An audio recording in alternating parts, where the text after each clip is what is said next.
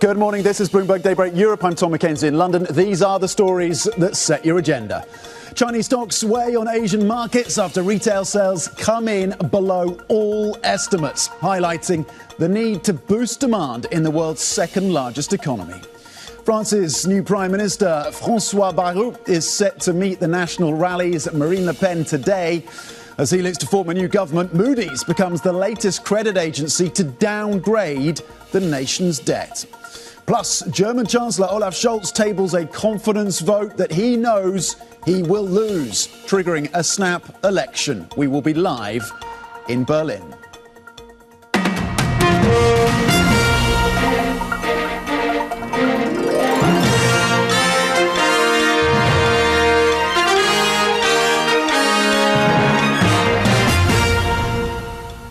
Happy Monday. It is the final full week of trading for global equities before the end of the year. European futures pointing a little lower by about 0.1% after some losses for European stocks and US stocks by the end of the close last week. Up front this week, of course, the central bank action of the BOJ, of the BOE. But before we get there, the Federal Reserve, of course, on Wednesday. The Fed expected to cut 25 basis points, but what is the trajectory into 2025? Currently, FTSE 100 futures pointing lower by 0.1%. S&P futures currently flat. Nasdaq 100 futures also unchanged at 22,000. Let's flip the board and look cross-asset then. One of the worst weeks of the year in terms of the sell-off in treasuries last week for the 10-year particularly. A move of around 24 basis points higher on the yield of the 10-year. Currently at 437. A little bit of money moving back into the 10-year, but again after the selling of last week. 437 on that benchmark. Euro dollar getting a lift. The euro on the back of softer dollar today in the session. 105 then gaining 0.2%. Bitcoin smashing through fresh records at 104.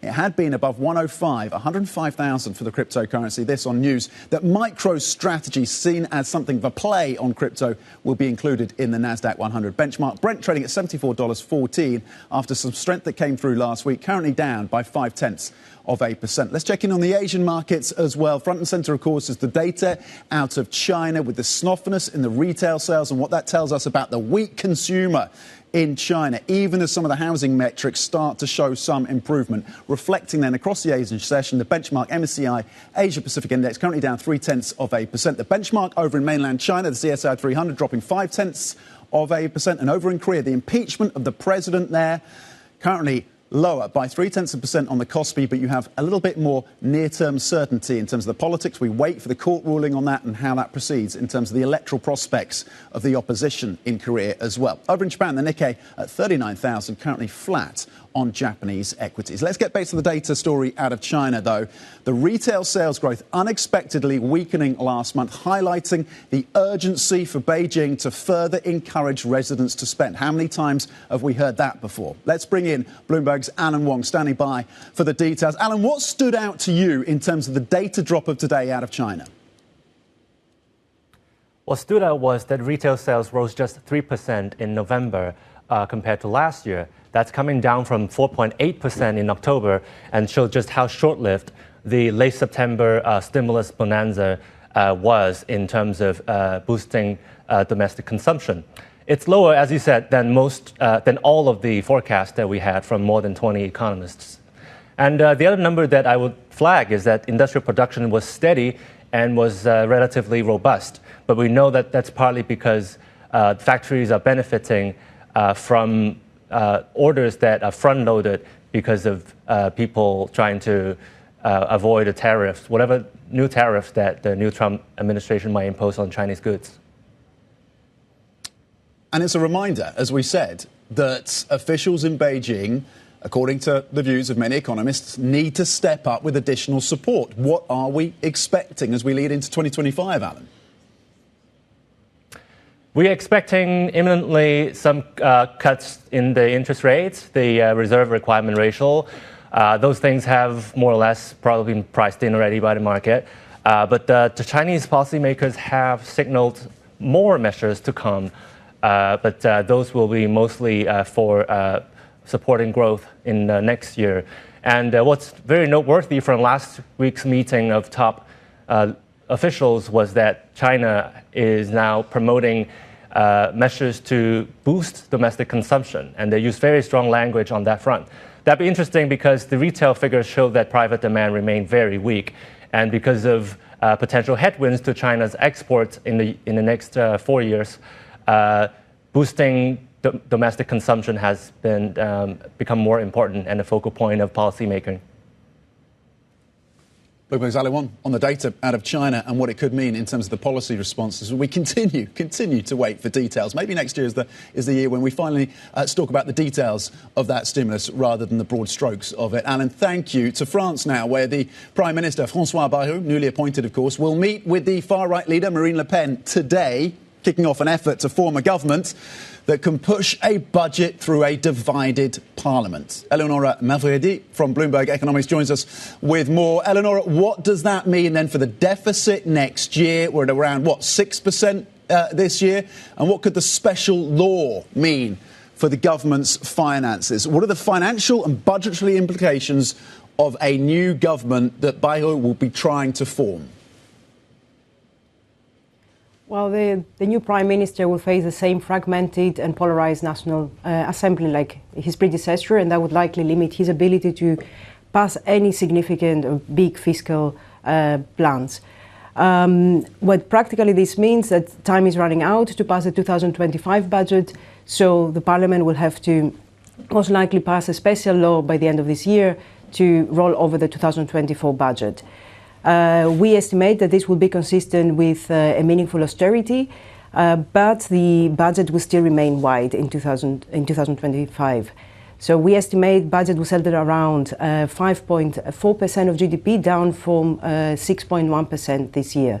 So this is still an austere outcome, primarily for government departments that will see real-term cuts, but it will be less tight than the plan by Barnier that failed to get passed, that aimed at the 5% deficit. So overall, Eleonora, what does it, Eleonora, we had the ratings cut from Moody's, not for the first time, following the heels of Fitch and S&P. There are warnings coming through from credit agencies right now on the fiscal sustainability of the government debt load in France. We look potentially at debt to GDP of 115% next year, potentially up to 124%. By 2029, is there an economic crisis brewing in France?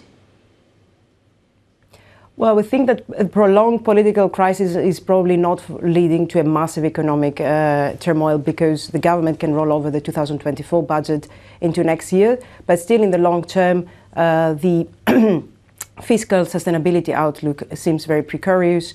What we've learned in the past weeks is that the divided parliament makes it very difficult for the next government to pass the fiscal consolidation that was necessary to meet the medium-term plan. So even if we assume, and that's a very charitable assumption, that budgets return to their pre-pandemic norms, that would not be enough to stabilize the debt to GDP ratio, creating fiscal risks. And the markets have been jittery, particularly around the collapse of Barnier's government. We see the spreads being wide, and wider spreads can hit economic growth next year. We estimated that could be on the range of 0.3 to 0.5% of GDP, and the risks are to the downside. So wider risk, lower growth, it's a bad combination for public finances. And the risk is that with high elevated uncertainty, spreads can widen further, and that could exacerbate these impacts and fiscal risks. OK, we'll be watching that spread today in terms of French debt over its German counterpart. Eleonora Mavredi from Bloomberg Economics with the analysis. Thank you.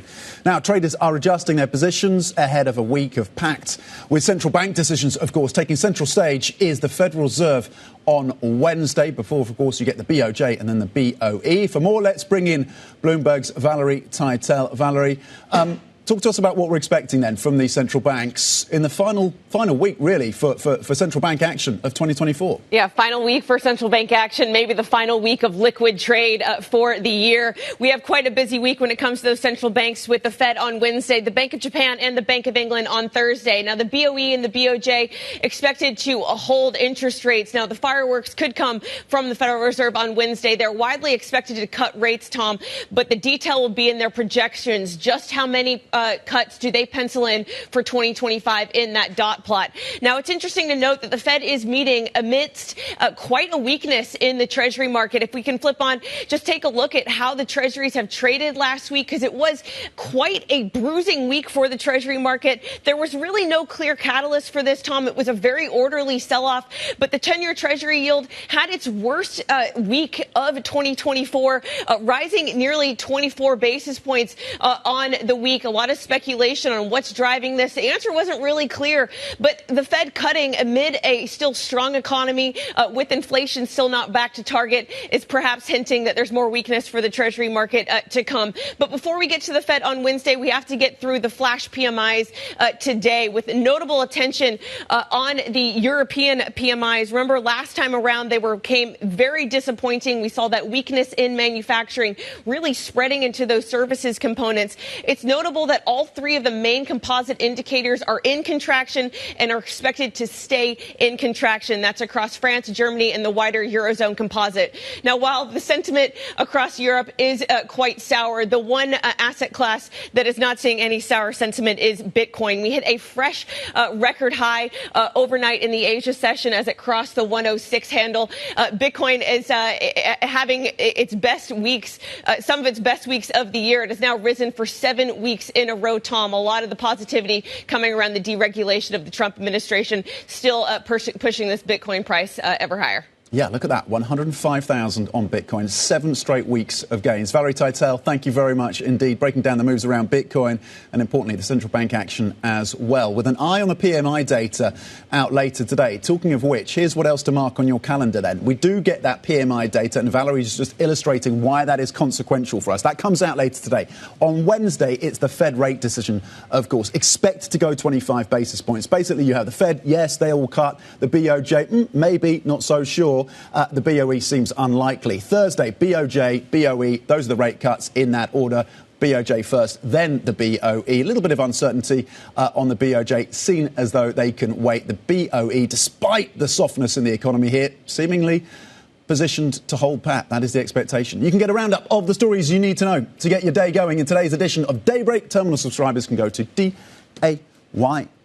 Go on the terminal. A focus, of course, on continuing sluggish growth in terms of the data out of China, with a particular focus on retail sales. So have a look at that when you get a moment. Coming up, the fallout continues after South Korea's President Yoon is impeached.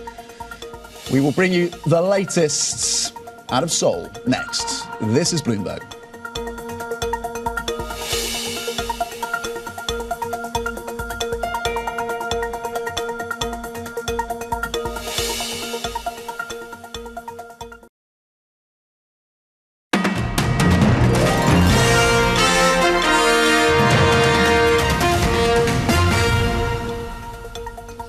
Welcome back to Bloomberg Daybreak Europe. Now, South Korea's Constitutional Court has begun reviewing President Yoon Suk-yeol's impeachment case. If the court agrees on Yoon's removal, a presidential election will be held in 60 days. For more, let's bring in Bloomberg's Katya Dimitrieva joining us with the latest. Well, let's start there, Katya. What is the latest? The impeachment happened largely as expected. A couple of members of his own party voting for that, aligning with the opposition.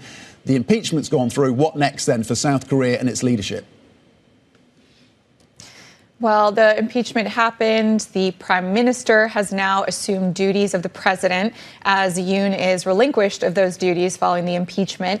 And he's already held a press conference. So the prime minister, we heard from him earlier today and over the weekend, saying that the priorities really need to be shoring up economic strength as well as bolstering security against North Korean forces.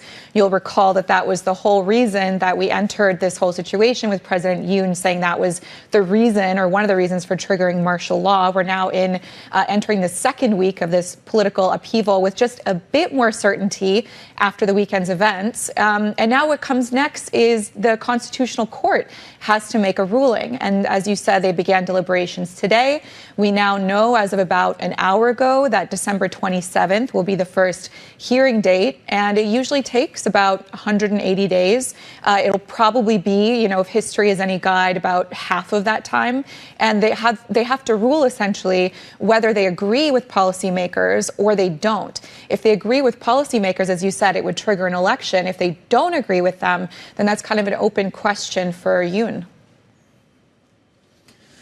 Who could become the next president then, as we think about that time frame? Well, we know one person who certainly can't. That's the leader of the party, the ruling party, who stepped down today after the impeachment. And he had also been criticized for kind of leading some members of the party to vote in favor of impeachment. However, the most likely is someone we've actually been hearing from quite a bit during this entire process. It's the leader of the opposition. Now, this is someone who's often been compared to a Bernie Sanders type figure in the States. He's sort of a former labor activist, and he's sort of in the spotlight right now because if it does come down to a vote, it's looking, at least polls are showing so far, that he would be most likely candidate. Yeah, he has quite a remarkable biography, doesn't he? The contender who potentially is the leading candidate. How are markets reacting to this? You talked about like relative certainty or a little bit lack of additional uncertainty. Maybe some of the uncertainty has been removed. Talk to us about the market reaction. Yeah, it's a bit in the middle, right? Like you had the initial open and stocks rallied and the currency really strengthened, but almost immediately, we saw that pivot of markets back to the underlying issue here, even aside from political instability, is just the reality that this whole situation has exposed, which is the potential weakening and the expected weakening in South Korea's economy. So even without martial law and without this upheaval and likely the kind of weight that it'll create on consumer spending and investment, the reality is that there are a lot of headwinds. And we heard the prime minister talking about that. We heard him say that President Trump coming in, President-elect Trump, who's going to be January 20th, the president of the U.S., there's a lot of policies there, including tariffs, that it's a huge headwind for the economy. Not to mention it's already slowing as sort of tech trade slows down and the economy very highly dependent on trade as well. So markets really looking towards that. And not to mention, of course, the big question of the day, which is how will the Constitutional Court even rule? OK, Bloomberg's Katia Dimitrieva on the latest out of South Korea and the continued uncertainty after that impeachment vote over the weekend. Excellent. Thank you very much indeed.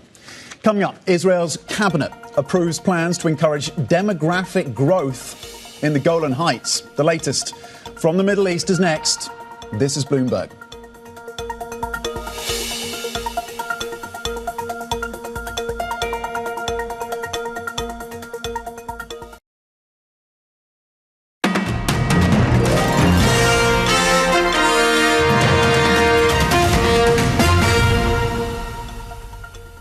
Welcome back to Bloomberg Daybreak Europe. Now, Israel's cabinet has approved Prime Minister Benjamin Netanyahu's plan to encourage population growth in the Golan Heights. The decision comes after a series of Israeli strikes that destroyed Syria's navy and dozens of air bases after, of course, Bashar al-Assad was overthrown last Saturday. Let's get more from Bloomberg Horizon's Middle East and Africa anchor, Jumana Basechi. Jumana, so much continuing to come through in terms of developments on the ground in this region. What more do we know about plans for Israel in that Israeli-controlled Golan Heights in terms of population growth? This sounds controversial. Yes, it is very controversial. But to your point, the Israeli government approved plans to double population growth in the Israeli-controlled Golan Heights region.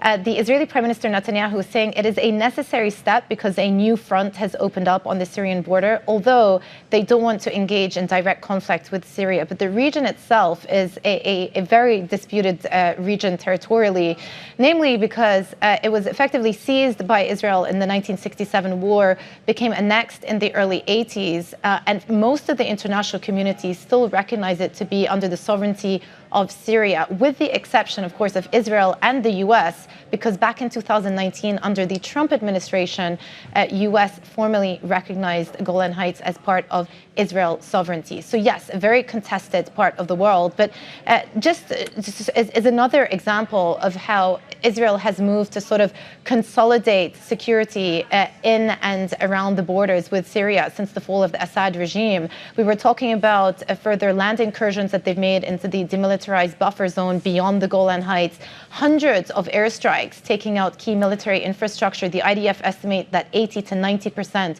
of Syria's defenses have now been taken out. But this, of course, has prompted rebuke and condemnation from many Arab states, the likes of Saudi Arabia, Egypt, Qatar speaking out. Qatar putting out a statement saying that this is a new episode in the series of Israeli assaults on Syrian territories and a blatant violation of the international law. OK, so strong words coming through from Qatar at a time, of course, when the US Secretary of State Antony Blinken was in the region, presumably for one of, if not his last visits in that role. And he confirmed that the US has spoken directly with that Syrian rebel group, HTS, that is now in charge of that country. Yes, so this is actually a significant step because it's the first step towards perhaps providing some international legitimacy to this interim government that has been set up by those rebel forces. Now, we've talked about the fact that HTS, the leader, has tried to rebrand the group as a more moderate group, but essentially the two sides discussed the pathway towards effective governance. And what the U.S. said to HTS is the U.S. would be willing to perhaps remove sanctions and to give international recognition to this government so long as a few principles are followed, namely respecting the rights of minorities, ethnic and religious minorities, also ensuring that Syria doesn't become a passageway for neighboring countries, for essentially hostilities with neighboring countries, and i.e. they're talking about Syria effectively being a passageway for Iran to get into Lebanon. So that's key of the discussions as well. And then the third element was for HTS to allow for the passage of humanitarian aid, because as we spoke about last week, 90% of the Syrian population are now living in a state of poverty, that humanitarian aid and assistance is necessary. They also had discussions about the future and the identifying where Austin Tice is, that is the U.S. journalist that was detained back in 2012. So the search is on to find him. But the Biden administration is essentially warning HTS that if they don't abide by these principles, then there is a real risk of isolation. And so it remains to be seen what this government is going to be doing. But so far, they've been showing a more moderate face, and the transition of power has actually been quite peaceful. OK, and we'll see if those conditions can be met by HTS on the ground in Syria to get that approval from the US. Bloomberg's Horizons Middle East and Africa anchor with all of the latest. Jemana Pasechi, thank you very much indeed. Let's get back to the market data, because it was China that was once again in focus for the session, continues to be in focus. Much softer retail sales than had been expected. Economists had expected growth of around 5%. You got growth of around 3%. And it really underscores the need, for many at least, to get more support for China's consumer. And the health of the consumer is linked to the real estate market. There was some data suggesting that in that part of the economy, there's some modest improvements, but clearly not enough is happening to help the Chinese consumer. And we know the policy focus is moving in that direction, but there is a need for details, according to many. Across the Asian benchmark, you're seeing losses of 0.4%. In Europe, futures are pointing lower by 0.1%. Futures a little brighter when it comes to the US. S&P is up 0.1%. Bitcoin storming above 105,000. Stay with us. Germany in focus next. This is Bloomberg.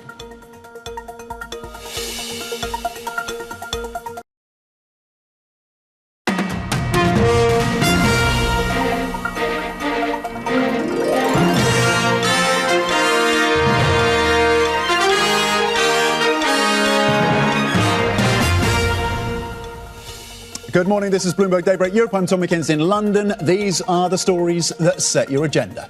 Chinese stocks weigh on Asian markets after retail sales come in below all estimates, highlighting the need to boost demand in the world's second largest economy.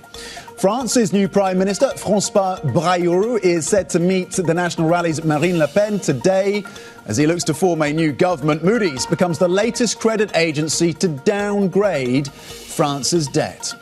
Plus, German Chancellor Olaf Scholz submits a confidence vote he knows he will lose, triggering a snap election. We have some breaking lines crossing from the maker of Ozempic, Novo Nordisk, of course, in Europe in terms of investments in factory facilities. The company planning to invest around 1.2 billion US dollars in a new factory in Denmark. It's already been ramping up investment to build out capacity in France and the US to meet the demand for its weight loss and obesity drugs, of course. In fact, it expects, in its most recent comments, to invest around 6.8 billion US dollars in production just this year alone, and a new ticket on that front when it comes to investing domestically in Denmark. Again, it is a brand new facility they're looking to build to help meet that demand. Lines crossing then from Novo Nordisk. They're also going to be thinking about a facility to focus on rare disease and haemophilia drugs as well. But a ramp up in investment from Novo Nordisk, that is a stock we'll be watching at the open at 8 a.m. UK time. Let's check in on the markets right now with European futures looking for direction. Currently pointing lower by, 0.1%. Here in the UK, the FTSE 100 in similar territory, looking to drop 7.5%. We had losses on European and US stocks last week. But, of course, globally, stocks year to date have gained around 20%. S&P futures pointing to modest gains of 0.1%. Nasdaq 100 futures looking to add just 10 points. Let's flip the board and look cross-asset. It is a massive week, of course, for the central banks of the world.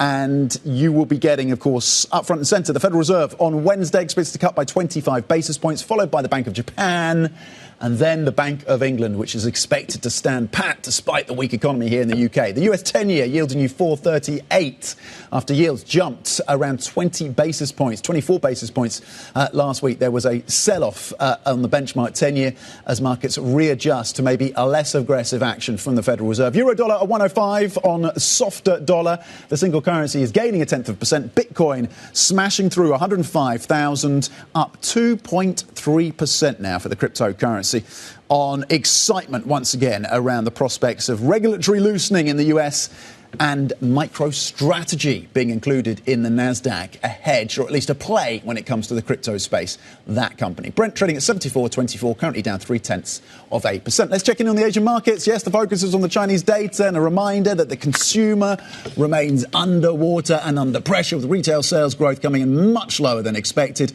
That is weighing on the Asian session. Currently, the MSCI Asia Pacific, the benchmark in the region, is down 0.3%. The benchmark over in mainland China, the CSI 300, is falling 0.7%. Over in Korea, we have the impeachment, but still uncertainty in terms of the politics.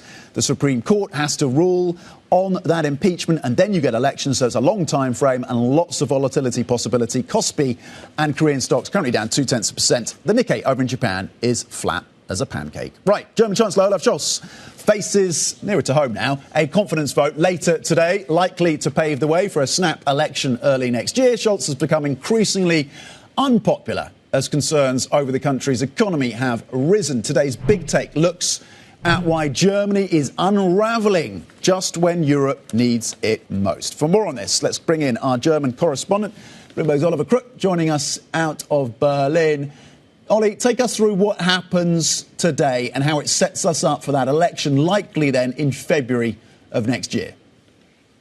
Yeah, Tom. So, I mean, all the sort of issues with this coalition were sort of in there since the beginning, 2021, to go sort of really to the back, the genealogy of these disagreements. It was the Russian energy crisis. They managed to band together, get some things done. But then once that sort of slow growth, low budget, and all the sort of disagreements within the government began to come across, they could not paper it over. November the 6th, hours after Donald Trump was elected, Scholz fired the finance minister and now paved the way for these new elections. So he asked for the confidence vote last week. That comes today at 1 p.m. today in the Bundestag. Scholz will go before the lawmakers.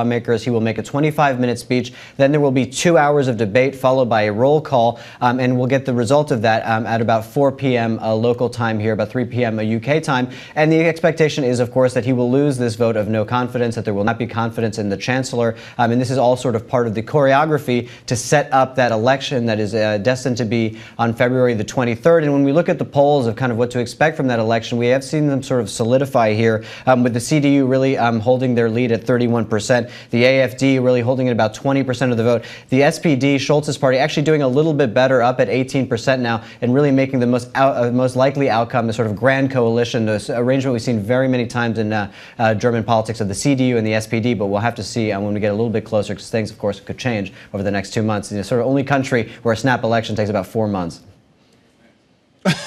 Yeah, not so snappy as a snap election. Ollie, look, this is something, the economic backdrop, you've been reporting on this for months in terms of the challenges, the stagnation. We had the big take-in on it today. Who is really bearing the brunt of that right now, and how does that play into the campaign?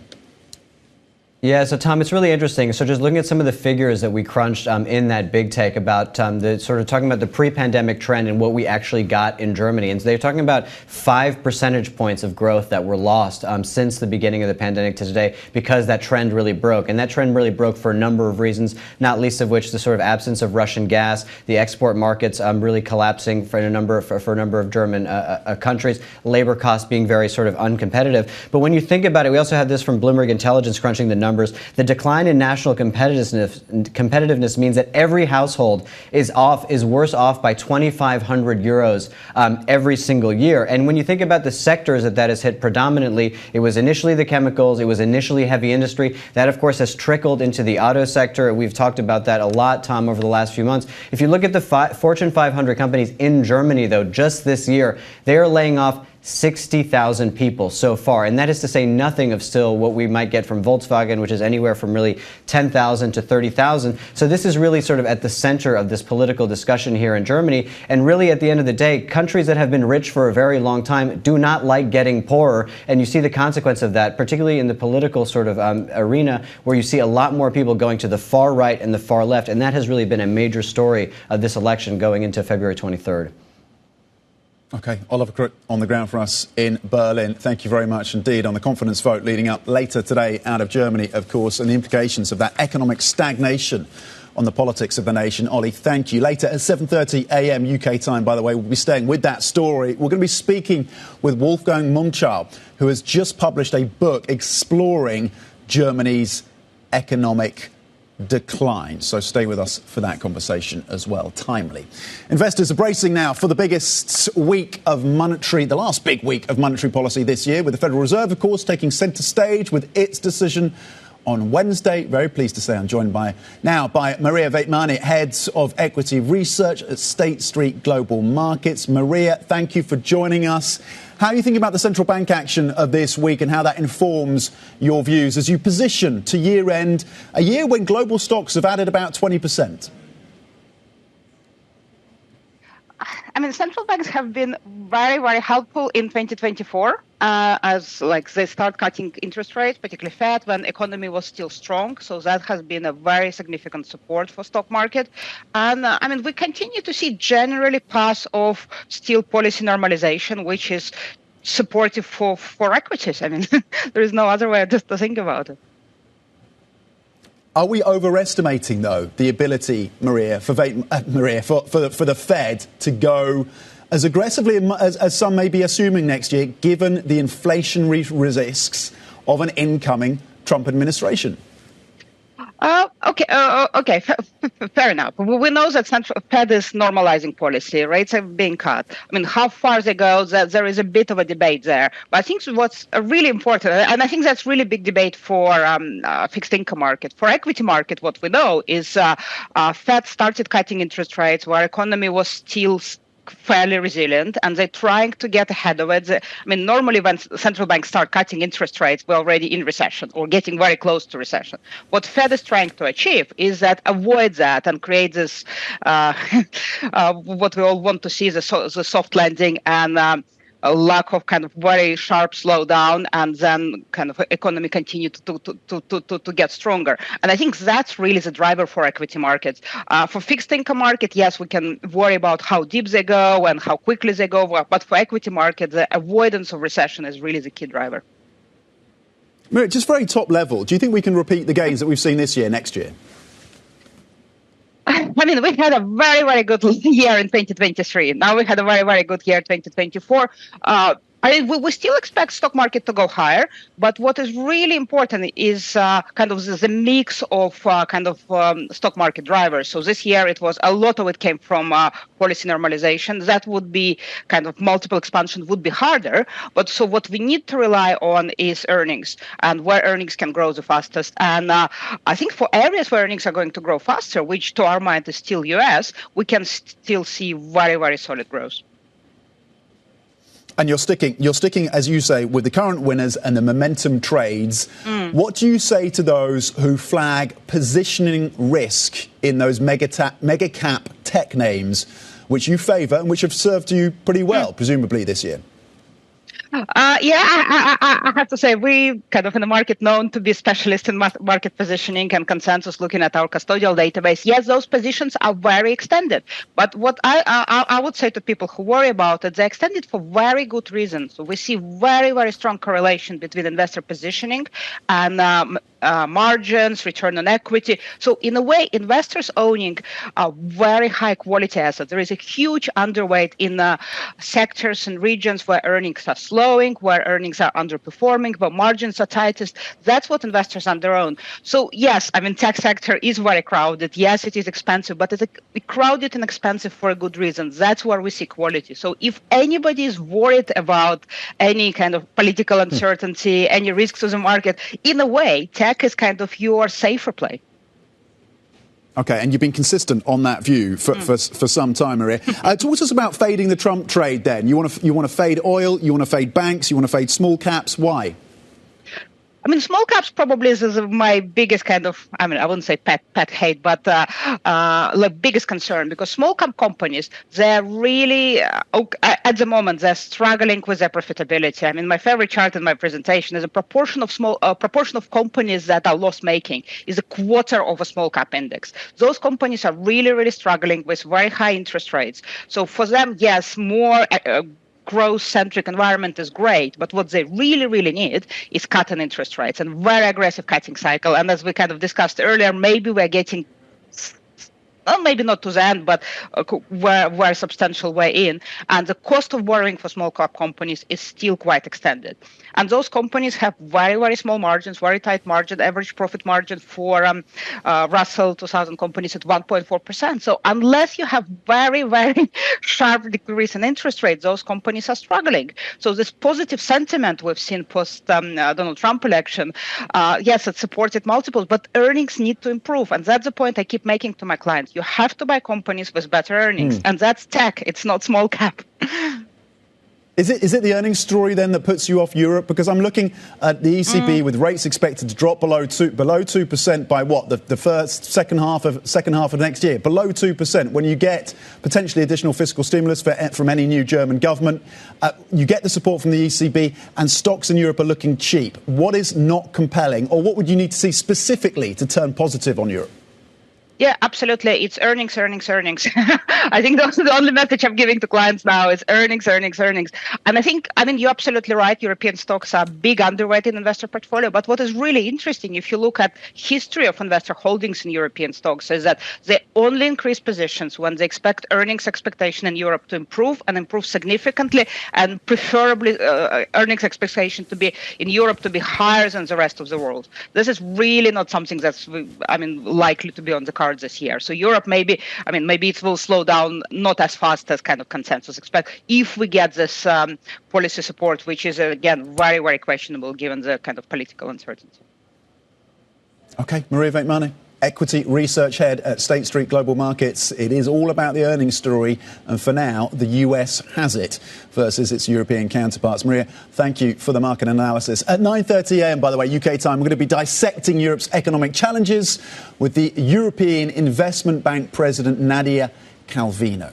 Now, some other stories making news this Monday. Italy's Prime Minister says her government is willing to work with Stellantis to keep jobs and factories in the country. The two sides are in talks to protect around 40,000 jobs. Sources tell us the car maker is expecting to commit to making new models in Italy, while the government may announce more incentives for the industry. Italy's industry minister is due to meet Stellantis representatives tomorrow for the first time since former CEO Carlos Tavares was ousted. Small homes in London are pouring onto the market as sellers try to get ahead of an upcoming tax increase. Property website Rightmove says the number of newly listed homes of 2 bedrooms or fewer rose 20% in the 4 weeks to December the 7th. The threshold for paying stamp duty is set to sharply drop in April, with owners seeking to take advantage of strong demand. And New York police seeking to extradite Luigi Mangione, who is accused of the fatal shooting of a United Health executive, says they have built a strong case against him. They say the evidence includes videos of the suspect's movements, fingerprints and shell casings tied to the gun he had on him. Mangione has hired former Manhattan prosecutor Karen Friedman Agnafilo to defend him on murder charges. Coming up, protests continue in Georgia over the government's turn away from the West towards closer ties with Russia. We discuss the significance of the country's new president next. This is Bloomberg.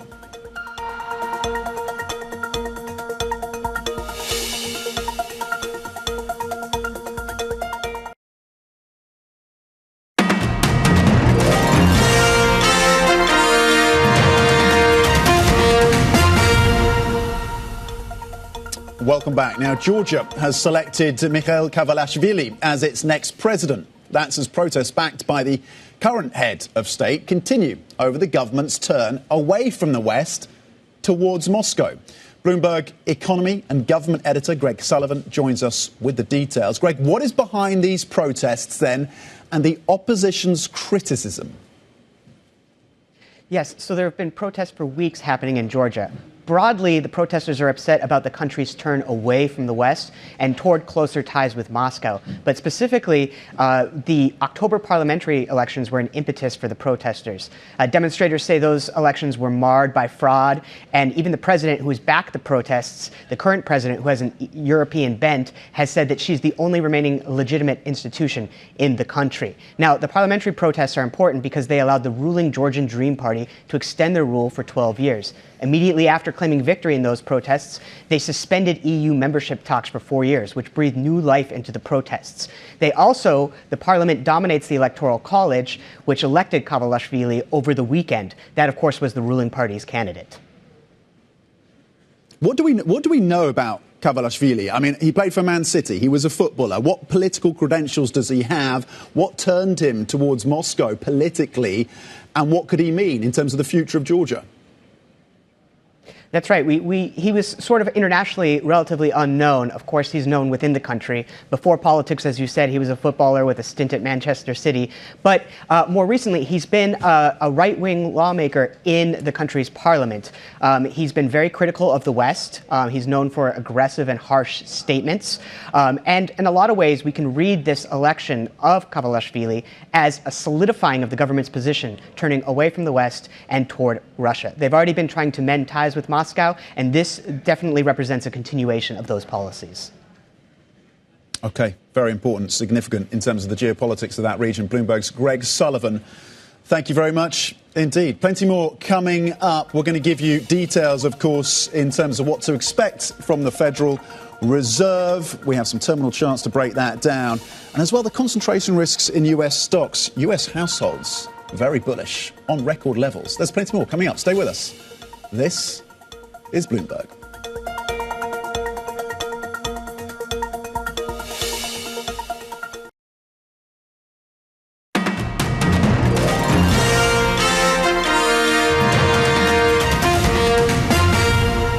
We're seeing inflation pick up again because, look, let's be honest, financial conditions are very loose again. Some of that's the market itself. We have now animal spirits picking up because the election outcome, and people are excited. That excitement has a negative consequence, which is that all of a sudden inflation starts to pick up again, and maybe the Fed can't cut. That, to me, is probably the biggest risk to the multiple. That the Fed can't cut. As much as people are anticipating.